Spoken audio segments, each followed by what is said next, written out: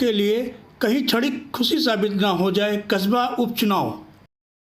नमस्कार, कर्मभूमि न्यूज के आज के सरोकार में आपका स्वागत है। मुद्दा महाराष्ट्र की राजनीति से ही संबंधित है। जब से भारतीय जनता पार्टी शिवसेना यानी उद्धव ठाकरे से अलग हुई है, तब से भले ही भारतीय जनता पार्टी इस बात का दावा कर रही हो कि महाराष्ट्र में उसका वोटों का प्रतिशत दिन पर दिन बढ़ रहा है, लोगों में उसकी इमेज अच्छी हो रही है, इसके बावजूद भारतीय जनता पार्टी महाविकास अघाड़ी को लेकर के जो रणनीति बनानी चाहिए वो रणनीति नहीं बना पा रही है। इसलिए भारतीय जनता पार्टी को लगातार झटके पर झटके ही मिल रहे हैं। महाराष्ट्र में पिछले दिनों हुए उपचुनाव में पुणे की कस्बा सीट पर भारतीय जनता पार्टी के प्रत्याशी को हार मिली।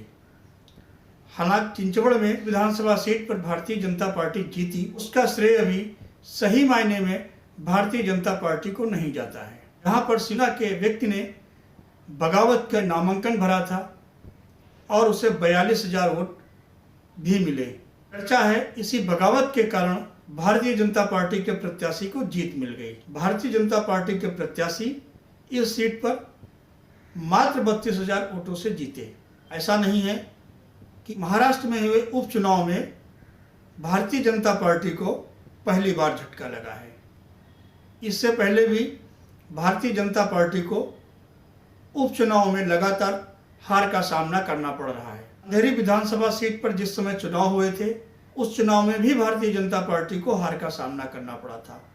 इसके अलावा विधान परिषद के जो चुनाव हुए उसमें नागपुर सीट भारतीय जनता पार्टी को गंवानी पड़ी। नागपुर जैसे आरएसएस के गढ़ में भारतीय जनता पार्टी सीट नहीं बचा पाई, जबकि नागपुर केंद्रीय मंत्री नितिन गडकरी का भी होम जिला है और देवेंद्र फडणवीस जो इस समय महाराष्ट्र के उप मुख्यमंत्री हैं उनका भी गृह जनपद है। इसके बावजूद भी भारतीय जनता पार्टी नागपुर की सीट बचा नहीं पाई।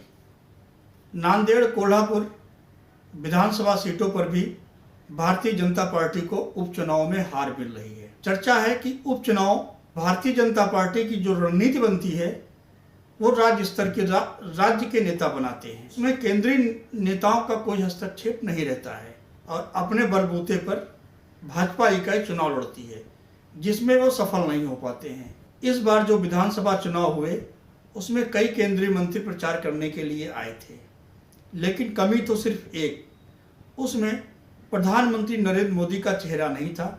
शायद इसीलिए भारतीय जनता पार्टी को हार का मुंह देखना पड़ा। भारतीय जनता पार्टी की इस हार से विपक्ष, खासकर कांग्रेस, राष्ट्रवादी कांग्रेस और शिवसेना तीनों पार्टियां बेहद खुश दिखाई दे रही हैं। जिस तरीके से पिछले दिनों पूरा मेघालय, नागालैंड में भारतीय जनता पार्टी की जीत हुई, विपक्ष को इस बात पर सोचने के लिए जरूर विवश करना चाहिए कि उपचुनाव में अक्सर भारतीय जनता पार्टी के प्रत्याशी हार जाते हैं, लेकिन जो मुख्य चुनाव होते हैं उसमें भारतीय जनता पार्टी भारी बहुमत के साथ जीत कर आती है। इसकी वजह है कि विधानसभा के जो भी चुनाव होते हैं वे नरेंद्र मोदी के चेहरे पर लड़े जाते हैं और नरेंद्र मोदी का जादू अभी भी मतदाताओं के बीच बरकरार है। शायद इसीलिए भारतीय जनता पार्टी ने सोची समझी रणनीति के तहत मुंबई महानगर पालिका चुनाव के पहले प्रधानमंत्री नरेंद्र मोदी के हाथों परियोजनाओं की शुरुआत करी। इससे एक संदेश तो मतदाताओं के बीच, जनता के बीच साफ जाता है कि यदि भारतीय जनता पार्टी किसी मुंबई महानगर पालिका में बहुत मिलता है तो विकास कार्य तेजी से किए जाएंगे। महाराष्ट्र में भी कई परियोजनाएं शुरू की गई हैं जो नरेंद्र मोदी के हाथों शुरू की गई हैं। महाराष्ट्र के मुख्यमंत्री एकनाथ शिंदे ने भी इस बात को कहा है कि महाराष्ट्र की छवि आने वाले 2 सालों में बदल जाएगी। विकास परियोजनाओं को इस तरीके से आगे बढ़ाने का काम कर रहे हैं जो 2 सालों में पूरी हो जाएगी। इन परियोजनाओं से रोजगार भी पैदा होगा। उठता है कि विपक्ष अपनी एक सीट पर आखिर इतना खुश क्यों हो रहा है। शिवसेना में 2 गुट पहले से हो चुके हैं। कांग्रेस में विवाद कांग्रेस के नेताओं में विवाद लगातार बढ़ता जा रहा है। बाला साहेब थोराट और नाना पटोले के बीच जिस तरीके से दूरियां बढ़ रही हैं, कांग्रेस की जीत के लिए अच्छे संकेत नहीं है। यदि आला कमान इन दूरियों को जल्दी ही समाप्त नहीं करता है तो आने वाले दिनों में कांग्रेस को इसका खामियाजा भुगतना पड़ेगा। स्वाभाविक है, जब कांग्रेस में आंतरिक मतभेद पैदा होंगे तो उसका फायदा कहीं ना कहीं भारतीय जनता पार्टी को ही मिलेगा।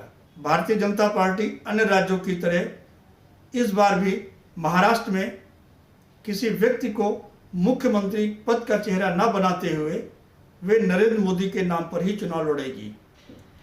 इसी तरह की तैयारियां भारतीय जनता पार्टी ने अभी से शुरू कर दी हैं। चुनाव में 45 सीटें जीतने के लिए भारतीय जनता पार्टी अभी से प्रयास कर रही है। लोकसभा की जीत का असर विधानसभा चुनाव पर भी पड़ेगा। विपक्ष को ज़्यादा खुश रहने के बजाय अपनी रणनीति इस तरह बनानी चाहिए कि वे आने वाले चुनाव में भारतीय जनता पार्टी को कड़ी टक्कर दे सके, एकजुट होकर। यदि विपक्ष एकजुट नहीं आता है तो महाराष्ट्र में भारतीय जनता पार्टी के अलावा कोई दूसरा विकल्प नहीं बचता है। आने वाले समय में एकनाथ शिंदे और भारतीय जनता पार्टी मिलकर के चुनाव लड़ेंगे, ये बात तो एकदम तय है। इसीलिए विपक्ष को सही रणनीति पर काम करना चाहिए। आज हम इस मुद्दे को यहीं पर विराम देते हैं। आगे हम एक नए मुद्दे के साथ फिर आपके समक्ष रूबरू होंगे। तब तक के लिए नमस्कार। जुड़े रहें कर्मभूमि न्यूज़ के सरोकार के साथ।